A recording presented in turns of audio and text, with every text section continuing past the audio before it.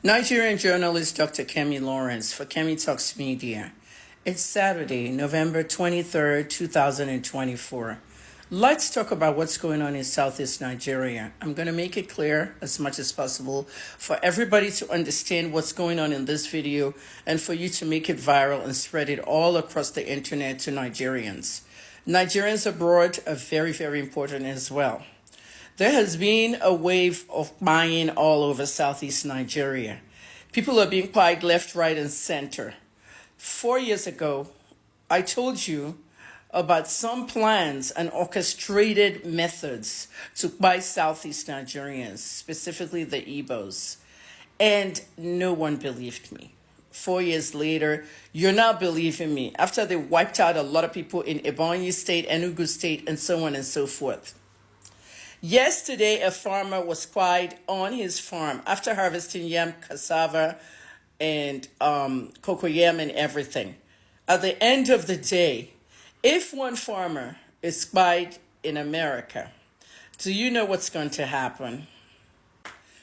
3 farmers quiet, several injured. That's the headline of the Nigerian media. And you should know by now that the Nigerian media is owned by politicians and businessmen. There are people who are strategically placed in Igbo land to buy Igbos. Okay, it's a new method of what happened during the Biafran War. The people that orchestrated the Biafran War are still alive. And they've led Nigeria. General Gowon is alive. General Obasanjo is alive. General Buhari is alive. Everybody in that war, many of the strategic people are alive. And they've led Nigeria again and again. And they're watching this happen. This is the Biafra War again, secretly. But all the killings that have been going on in the metropolitan areas of Igbo land, they stick it to IPOB. They stick it to Masab. They stick it to ESN. They stick it to all the nnamdikanu groups. And they feel that we don't know what's going on. People know what's going on. They're not going to talk. The media is the wrong person to even go meet. The Nigerian media is the worst in the world. I don't know if I'm the first to say it. Maybe other people have said it. Not because they're just owned by the politicians and businessmen. And the journalists in there are puppets to these people. They're puppets. They can't do anything unless they do what they are told. They know the truth in what I am talking about, and they're not going to tell the ordinary Nigerians. The DSS. You are supposed to be the Homeland Security for Nigeria, checking the homeland. People are being buyed left, right, and center in Nigeria, north, south, east, west. The defense headquarters, always shouting on Twitter, always shouting on X, no action. We cannot have a defense headquarters and a military not doing enough for Nigerians. Nigerians are getting bite every day, and this has to stop. The international community gives you money to fight all this insecurity, but what do? You share it amongst yourself. We've seen that with Jonathan's administration and others.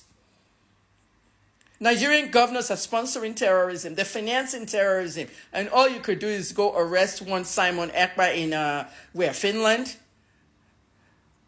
Somebody that's just doing his internet propaganda. That's all you can do. That's the best you can do. At least he's given some awareness to what's going on. Everybody has their own groups. My message today is about what happened yesterday. All right? What happened yesterday in Enugu? In some of the communities, there was violence. Fulani Militia showed up. I don't like calling them herdsmen because they're not herdsmen. Herdsmen are people that actually guard their cows and feed and graze, without any violence. Farmers and herders are supposed to be working hand in hand. These are Fulani militias, strategically placed in Igbo land to buy the people. They did it with Ebonyi. Now, you see that governor over there in Ebonyi State, that new governor, the young guy, he's doing so much work in that state. He has revamped that state so much.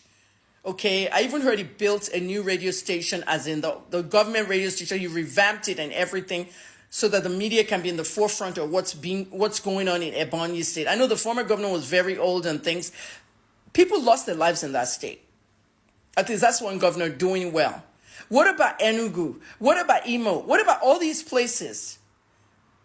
Imo State, I've told you guys, it's full of herdsmen running your state and buying you one by one. Who is next? They stick to the metropolitan area. Make it look like it's IPOB and ESN. Okay? And the army gives all this false information online. Yes, the army. When General Lagbacha died, I was the one that reported that he was secretly flown abroad and died, and they brought him home. The government announced, oh, he died yesterday in Lagos. Just lies. When Abakari, the chief of staff, died during the Buhari administration, I was the one that told you this guy's been dead for COVID for 2 weeks. They did not announce till 2 weeks later. They delay everything. But here I am, I'm telling you everything, and some of you are still saying that, oh, I heard that you were a mad woman. I heard that you were mentally unstable. You heard, until you heard about your own. Bye. I hope you hear. If it happens to you, I don't pray for anybody to buy, but what's going on right now, if Igbos don't take charge of their communities, your communities are going to be toast. I'm telling you, by December 31st, there's going to be a major genocide.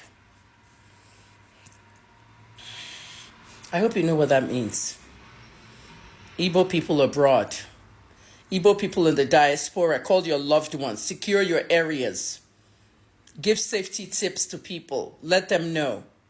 Last month, it was the Igbo lady, the pregnant woman that was spied in Imo State near the airport, Sambakwe Airport. The Nigerian mainstream media were reporting that, oh, hoodlums went to Sambakwe and they raped a lady, pregnant woman. I had the video. I gave you guys the video. I gave you guys the photograph. She has a name. Every victim has a name. Their name must remain in the news forever. Their faces must remain in the news. 3 farmers killed yesterday, several injured. What are their names? That's why you're supposed to be giving us mainstream media. Everybody in the mainstream media is so fucked up in Nigeria because they're telling you what to report. This is why people direct themselves away from the mainstream media. This is why Fisaya Shoyombo is doing his own on that side. Even the David Hunter in Ghana is doing his own from that. Everybody's out of the mainstream media. Samuel Ogudupe is running his People's Gazette out of New York. Everybody has left that country. Every real journalist has left that country. I don't live in Nigeria anymore. Just like that, January 2023 is now about to turn to January 2025. 2 years and this country has not improved. And you're saying, President Tinubu. A lot of you confused me to some Kem. One lady there that was abusing Peter Obi throughout the campaign. It was not me. This stupid woman was just abusing Peter Obi and trying to shed it away so that people can be abusing me, saying, oh, but you helped Tinubu win. I did not help. It wasn't me. It was another lady. Her handle is Kem Patriot. And she now says that I'm directing people to come and insult her. All the posts she made against Peter Obi, it's out there. That wasn't me. President Tinubu's government is a fail. He's allowing Nigerians to die. He's allowing Nigerians to be buyed. And it should not be happening.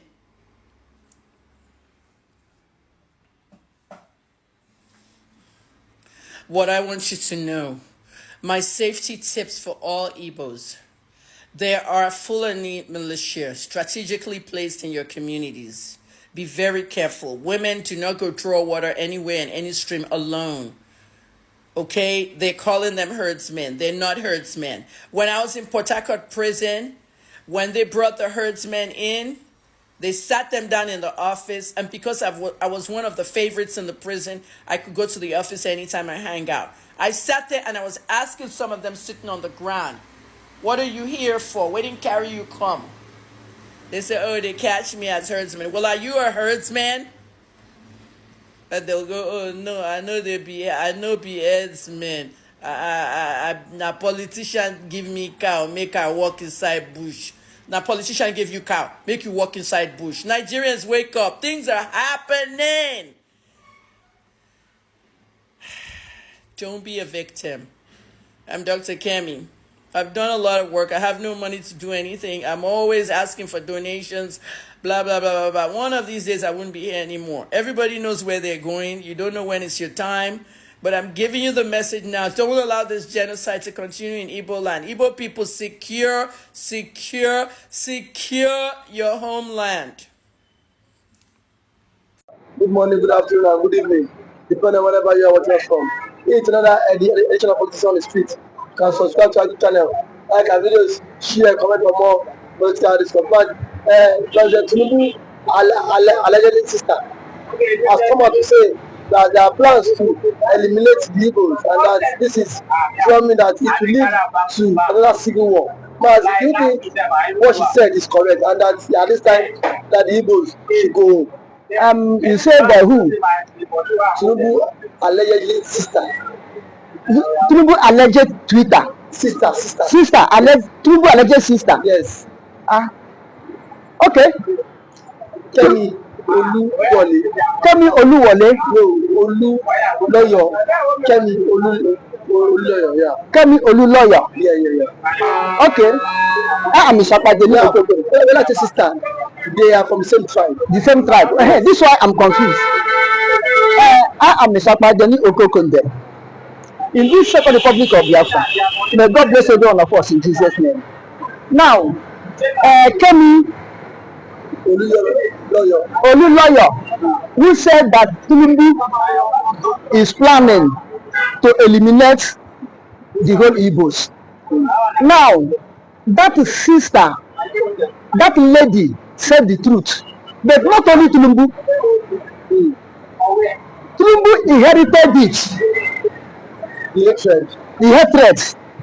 That's why Tinubu say, I will start to wear my predecessor. Stop. This is ongoing war. The 1967 to 70 is just a ceasefire. When you look at it, just a ceasefire. Since that time, the elimination of the Igbo speaking tongues have continued gradual process. Look at Gideon Akanota, how they kill him. Look at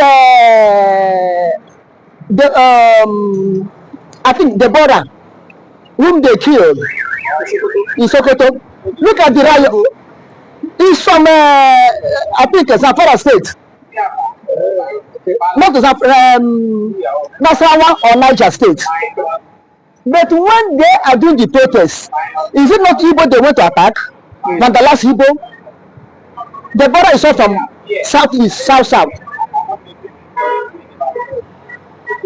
Not Igbos kill her. They don't have anything with Igbos. And the people that kill her, they are fellow Northerners, Muslim Northerners. They have nothing to do with Igbos. But look at it, we go where all of them went and rest. Leave them, kill them. That's what I'm saying. So the process that moves on to eliminate the Igbos. Remember, during when Obasanjo accept with Philip Effiong, Alexander Madebo and others to cease fire, to stop the hostility. The late General Moritala blame Obasanjo. Why do you accept it? You could have killed them, swept them up before accepting. But Obasanjo did it in the he's a man that you cannot understand his way unless when he shows you his color. Then look at it. Anytime there's riot in Kano, in the north, Igbos will be at the helm of killing. They will kill them. But Mazi, do you think Nigeria can survive another war with the Igbos? If Nigeria cannot survive another war, then Nigeria could stop what we agitated, generate the war. And then what is generating the war? The process now. What process? The process of killing Igbos. I think the process to take over their land. The process to enforce IDP camp into them. The process of giving them bad leaders who are not their leaders, you force it onto them. He also said about unknown government in that video. That you listen to what she said about the unknown government. Listen, these are non government. 75% of them are not Igbos. They are repentant Boko Haram. Invited by who? The repentant Boko Haram. Is it Igbos invite them? Is it Biafrans invite them? Is it Southeast invite them? Okay, the people that are coming from Sahel, These people are the one that invite them. When they come from Sahel, they will stay in North and mingle with them and understand. Most of them doesn't speak Hausa. Within a year 6 months, they can speak it because they are almost inclined. Then they will come say we are Northern Nigeria, and the people of Northern Nigeria, the governors of Northern Nigeria, the prominent people of Northern, we know them and harbor them. When they settle fish and understand the ways, they will push them down to east in the name of Boko Haram, integrated Boko Haram, in the name of Nigerian armed forces, in the name of Fulani herdsmen. They will come and killing people. The agreement they have signed to eliminate the Igbos, Buhari did it. In Babangida regime, they were killing. It's only in Abacha regime. I'm telling you honestly, it's only in Abacha regime there was no killing of Igbos. But see, what are the Igbo leaders doing to, now that this video has gone viral, what are the Igbo leaders doing to put an end to all this? Igbo leaders cannot put an end on it because they are the one falling fire.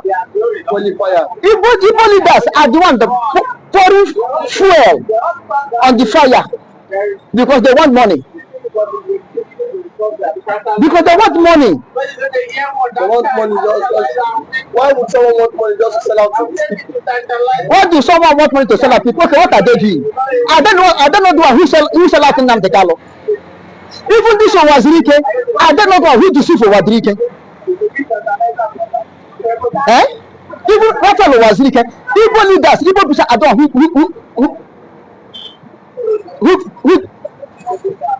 deceive him to accept any offer. Ojukwu, Igbo leaders are the one who frustrated him, who turned to saboteurs. Igbo leaders, Igbo politicians that made Northerners, Igbo politicians that made Northerners to start killing the common Igbo people in 1966. The same politicians now to say you did not kill Zeke, you did not kill Emma Yakpara, you did not kill Chief Dennis Osadebe, you did not kill other prominent Igbos, both businessmen and politicians. And what for reason? You did not kill them. You come and kill our own people. Make them to rise up, killing innocent souls. Even killing the military men that we have Igbo extraction that don't know what happened.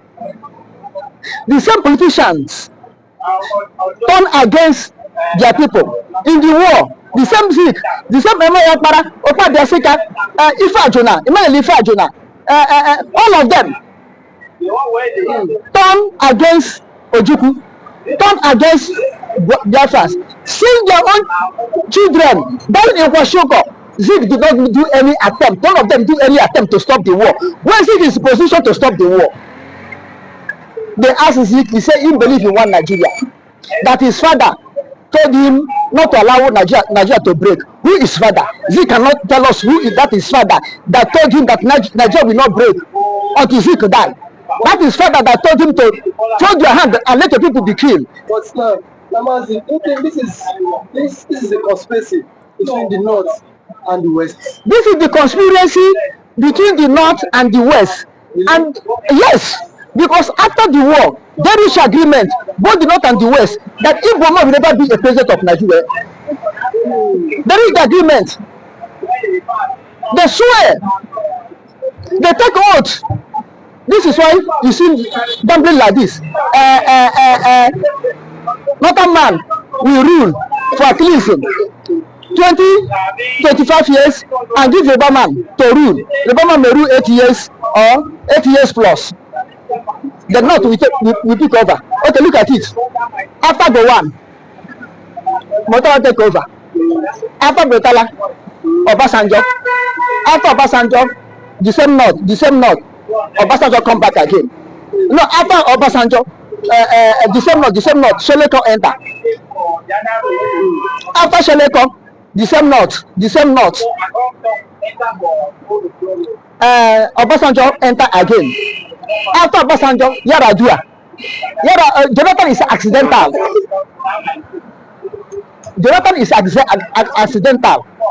Look at how they take broom, sweep Jonathan.